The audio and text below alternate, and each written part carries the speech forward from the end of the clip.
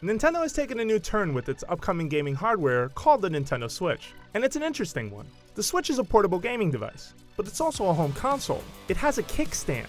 The console mashes together decades of Nintendo's hardware and software DNA into one seemingly versatile machine. The Switch is impressive, but due to its hybrid design, it has limits that make it clear Nintendo isn't concerned about pursuing graphical parity with its competitors. And yet, the idea at its core stands out because it's so unique. The Switch is a gaming system that lets you take serious console games like Zelda and Mario Kart wherever you are. Let's take a closer look at the Switch and its versatile Joy-Con controller. Right out of the box, the Nintendo Switch could be considered one of the most sophisticated portable gaming devices, and it's hard not to be impressed by how surprisingly thin the device is the moment you pick it up.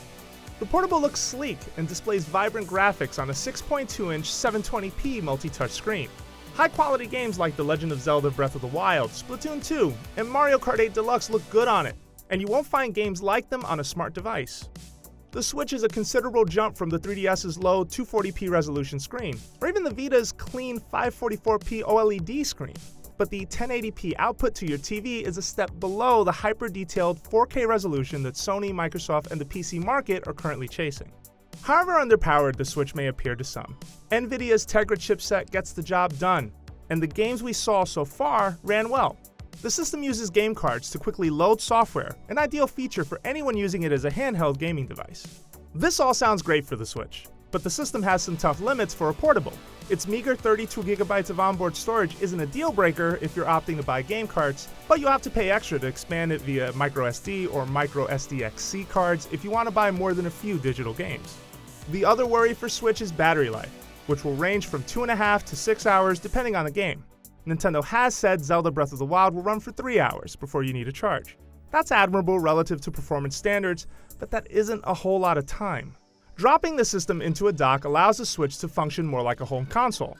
And this is where everything about the system gets more interesting, since you can slide off these controllers at the sides, called Joy-Con, and use them in a bunch of ways to keep playing your games on a TV. The Joy-Con are a major part of the Switch's modular design, and they have a lot of neat tech packed in.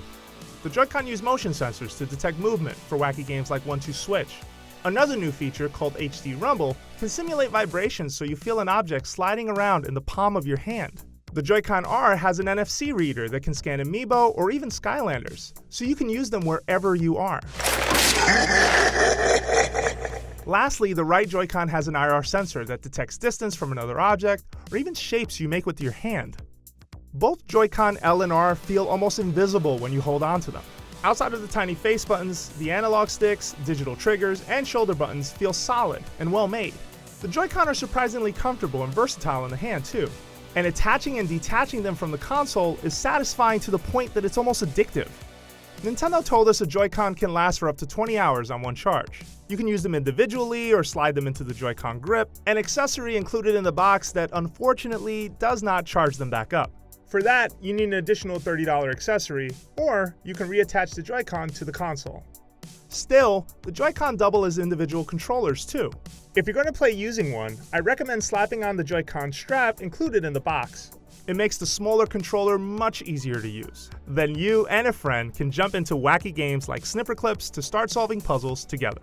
The Switch is a cool piece of hardware that demos well, but Nintendo has more questions to answer, most of them pertaining to the system's online infrastructure. Nintendo says it will have a free online service around launch, but it has to explain what you get when the service starts charging a fee in the fall. Nintendo also needs to show us why the Switch needed a touchscreen. We fiddled with it during a Skylanders Imaginators demo, but we're curious what else the company plans to use it for. The cost of the hardware is $299 in the US, which is high compared to the current prices of the more powerful PS4 and Xbox One consoles.